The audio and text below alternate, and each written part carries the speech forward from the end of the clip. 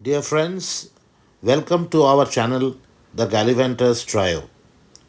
সম্প্রতি আমরা মানে আমি, সুস্মিতা আর মৌত্রিষা, আমরা তিনজন কলকাতা থেকে জয়পুর ফরেস্ট হয়ে বিষ্ণুপুর, মুকুটমণিপুর, ঝিলিমিলি, বেলপাহাড়ি এবং ঝাড়গ্রাম কয়েকদিনের ছুটিতে ঘুরে এলাম। এই ভিডিওতে মন্দির নগরী বিষ্ণুপুর, তার ঐতিহ্য, তার পরম্পরা এবং তার সৌন্দর্য নিয়ে আপনাদের সামনে ধরা দেবে। আমরা গিয়েছিলাম সেলফ ড্রাইভ করে আমাদের নিজেদের গাড়িতে। আপনারা যারা আমাদের মতোই ভ্রমণ পিপাসু, আপনারা আমাদের সঙ্গে আমাদের সফরসঙ্গী হন এবং চলে আসুন একবার সময় করে এই বিষ্ণুপুরের টেরাকোটার মন্দির, বালুচরী শাড়ি ইত্যাদি যাবতীয় যা কিছু আছে সুন্দর তা উপভোগ করার জন্য। আসুন এবার বিষ্ণুপুরে যাই।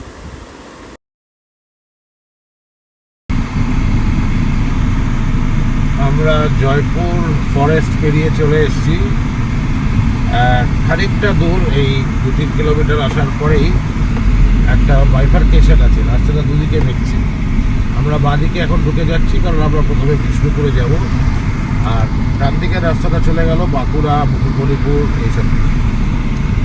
আমরা বিষ্ণুপুরে ঢুকছি, বিষ্ণুপুর গেটের মধ্যে।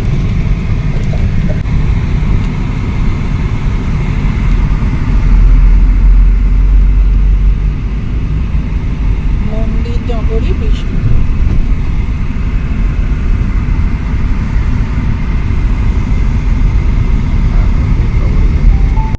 এই আমরা ঢুকছি বিষ্ণুপুর টুরিস্ট লজে। গুগল ম্যাপ একটু এদিক ওদিক দেখিয়ে দিয়েছিল, তো যাই হোক লোককে জিজ্ঞেস করে বেশ ঢুকলাম আমরা বিষ্ণুপুর টুরিস্ট লজে।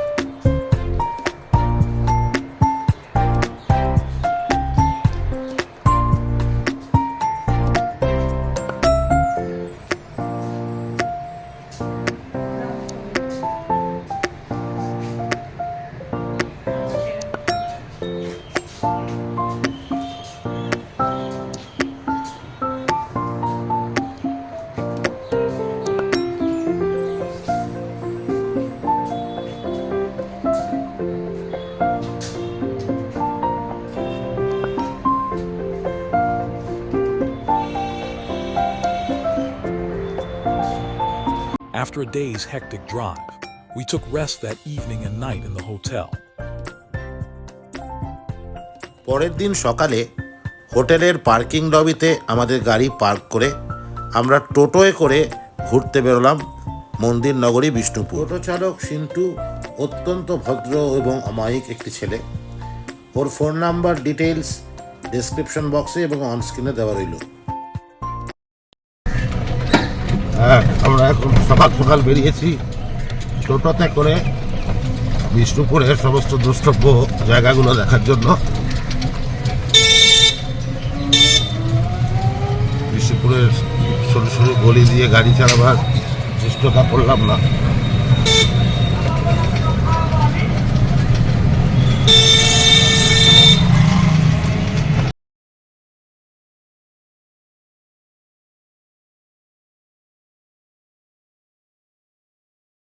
আমাদের প্রথম গন্তব্যস্থল বিষ্ণুপুরের ঐতিহাসিক রাসমঞ্চ।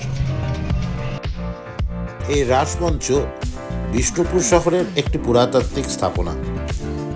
মল্লরাজা বীর হাম্বির আনুমানিক 1600 খ্রিস্টাব্দে এই মঞ্চটি নির্মাণ করেন। বৈষ্ণব রাস উৎসবের সময় বিষ্ণুপুর শহরের যাবতীয় রাধাকৃষ্ণ বিগ্রহ এইখানে সকলের দর্শনের জন্য এনে রাখা হতো। আজ 18ই এপ্রিল, ওয়ার্ল্ড হেরিটেজ ডে। তাই আমাদের প্রবেশ বিনামূল্যেই হলো বাঁকুড়ার এই রাসমঞ্চে। সাধারণত এই রাসমঞ্চ এবং পারিপার্শ্বিক আরও দুটি মন্দির দেখার জন্য 25 টাকার একটি টিকিট কাটতে হয় এই রাসমঞ্চ থেকে। এই 25 টাকার টিকিটের বিনিময়ে বাকি দুটি মন্দিরও দেখা যায়।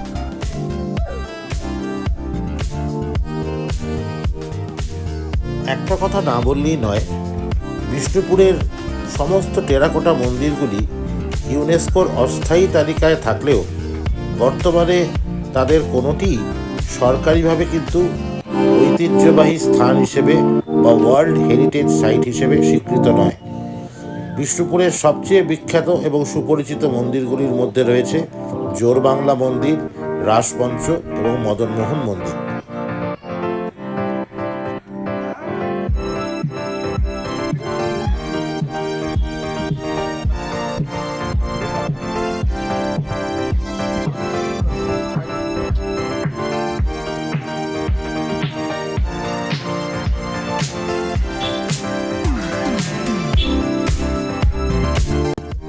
রাসমঞ্চ দেখে এরপরে আমরা চললাম শ্যামরাই মন্দিরের উদ্দেশ্যে।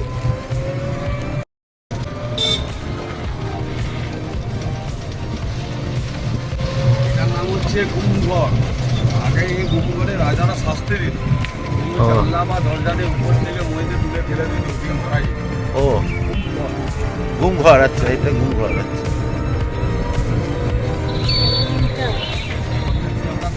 মন্দির বা পাঁচটা ছিল আছে। আচ্ছা, পাঁচকুয়া শ্যামরাই মন্দির। আচ্ছা, এ হলো রাস্তায় উঠেছে। আচ্ছা, আমরা পৌঁছে গেছি শ্যামরাই মন্দির।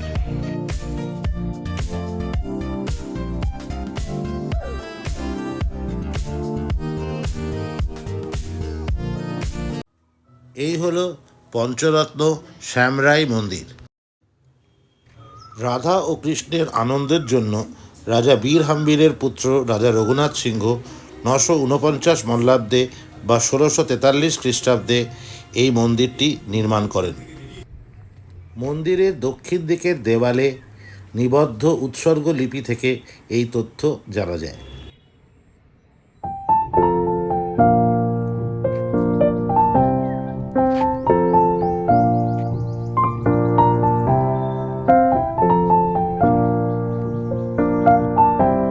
আমাদের পরবর্তী গন্তব্যস্থল ছিল কেষ্টরায় মন্দির বা জোরবাংলা মন্দির। এই কেষ্টরায় মন্দির বা জোরবাংলা মন্দির নামে পরিচিত বিষ্ণুপুর শহরের একটি কৃষ্ণ মন্দির।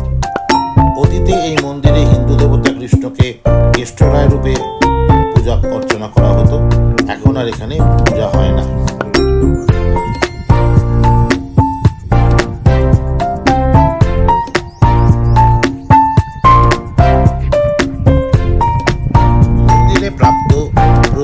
ফলক অনুযায়ী এই মন্দিরটি 1655 খ্রিস্টাব্দে তথা 961 মল্লাব্দে মল্লভূমের রাজা রঘুনাথ সিংহ দ্বারা প্রতিষ্ঠিত হয়েছিল।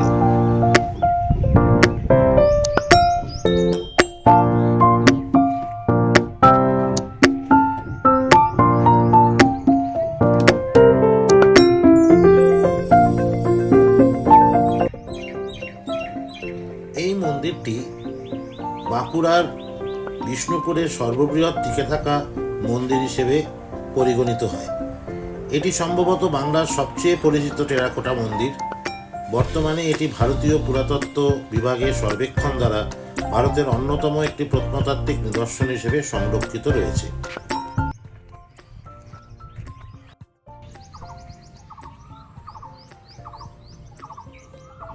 ল্যাদারাইট পাথর তৈরি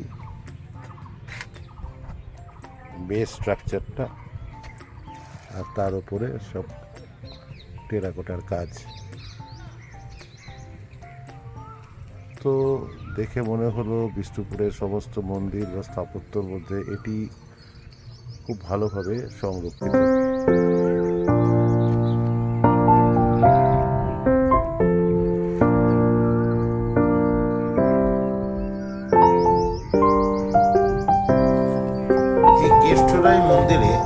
চালা শৈলীর একটি শ্রেণী জোরবাংলা ও রতন শৈলীর সমন্বয় দেখা যায়, তবে মন্দিরটি মূলত জোরবাংলা স্থাপত্য শৈলীতে নির্মিত।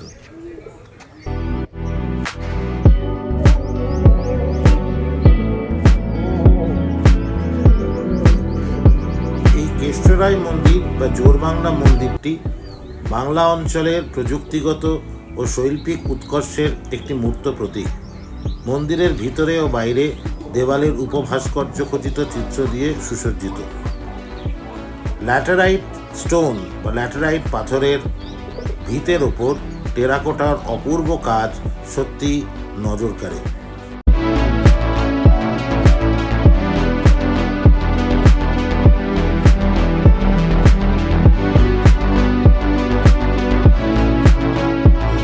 এরপরে আমরা গেলাম রাধাশ্যাম মন্দিরে।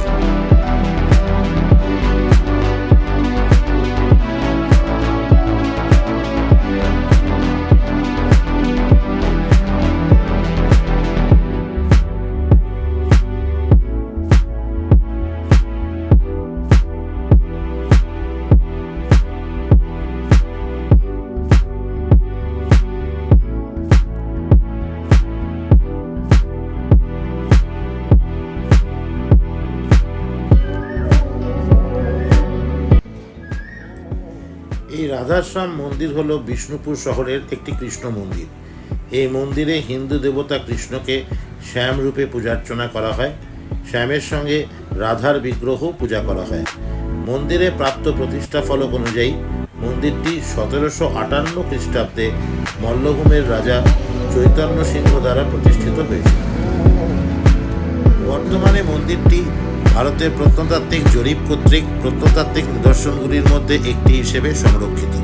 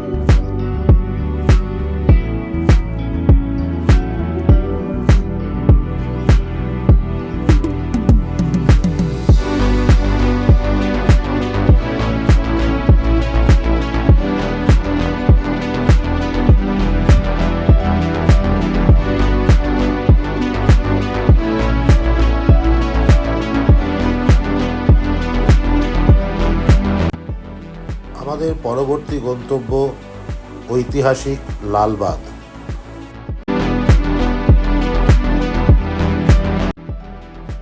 এই বিষ্ণুপুরে মল্ল রাজাদের দ্বারা নির্মিত 7টি বাঁধ রয়েছে: লাল, কালিন্দী, যমুনা, শাম, গাতাত, কৃষ্ণা, পোকা। মল্ল শাসকদের দ্বারা নির্মিত 7টি বাঁধ বা ট্যাঙ্কের মধ্যে একটি হলো লাল বাঁধ, যা তাদের দুর্গকে বিদেশি আক্রমণ থেকে রক্ষা করা ও রাজ্যে জলের অভাবের স্থায়ী সমাধান হিসেবে নির্মিত হয়েছিল। এই 7টি বাঁধের মধ্যে লাল বাঁধই হচ্ছে সবচেয়ে বিখ্যাত। এর একটি প্রধান কারণ হলো এই বাঁধের দক্ষিণ তীরে অবস্থিত প্রচুর মন্দির। লাল বাঁধ নামটি লালবাইয়ের নামের থেকে এসেছে এবং স্থানীয়রা বিশ্বাস করেন যে মল্ল রাজবংশের সেনাবাহিনী এবং প্রজারা এই লালবাইকে এবং তার শিশুকে নৌকায় পাথর দিয়ে বেঁধে হত্যা করেছিল এই বাঁধের জলে। এরপরে আমরা গেলাম বড়া দরওয়াজা এবং ছোট দরওয়াজা দেখতে। এই বড়া দরওয়াজা এবং ছোটা দরওয়াজা এই দুটি ছিল মূলত মল্লরাজ্যে ঢোকার এবং বেরোবার প্রধান ফটক।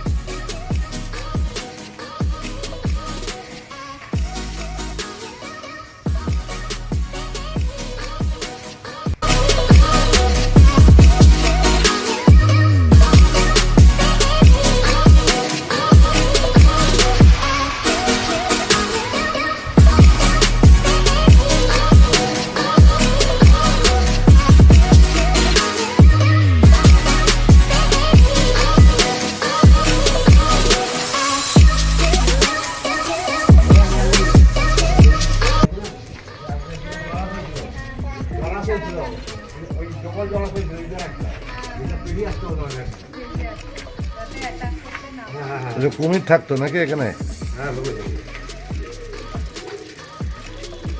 একজন স্থানীয় বাসিন্দা ওখান দিয়ে যাচ্ছিলেন। সুস্মিতা তাকে এই বড় দরওয়াজার ছোটা দরওয়াজার ইতিহাস সম্বন্ধে কিছু প্রশ্ন করল। আমরা আগেও শুনেছিলাম এবং ওনার মুখ থেকেও শুনলাম যে এই বড় দরওয়াজা এবং ছোট দরওয়াজা এগুলি মূলত শহরে ঢোকা বেরোবার প্রধান ফটক ছিল এবং এর চারদিকে দুটি পরিখা করা ছিল। সেই পরিখাতে যে জল থাকতো মূলত শহরে জল সরবরাহের উদ্দেশ্যে তৈরি হয়েছিল।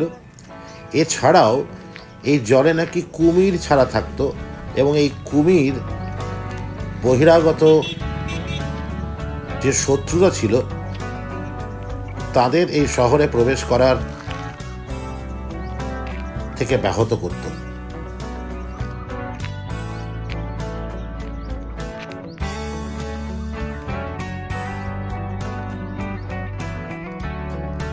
ওই দেখুন দূরে একটি জলাশয় দেখা যাচ্ছে, সেই যে পরীক্ষার কথা বললাম সেই পরীক্ষা।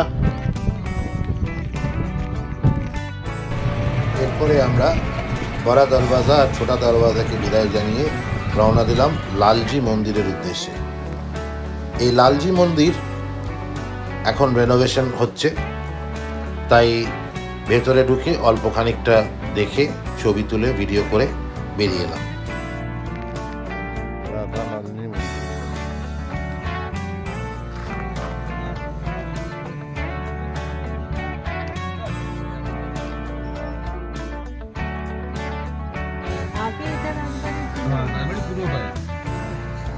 ও এইখানে থাকে।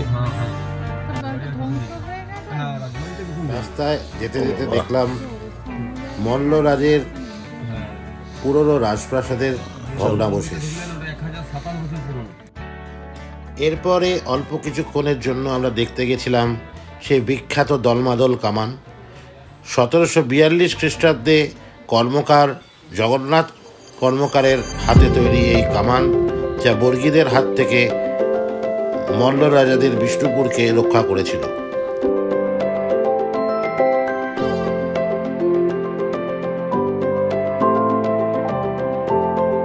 এছাড়াও আমরা মা ছিন্নমস্তার মন্দির ও মা মৃন্ময়ী দেবীর মন্দির দেখতেও গেছিলাম, কিন্তু সেখানে ভিডিওগ্রাফি বা ফটোগ্রাফি নিষিদ্ধ ছিল বলে ভিডিও বা ফটো আমরা তুলিনি।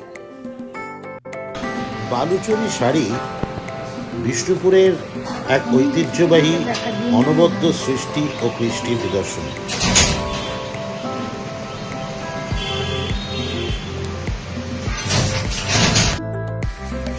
আর একটা বিষ্ণুপুরীর শিল্প তো হয় না, না ওটাই ব্যান্ডেল হচ্ছে। ও আচ্ছা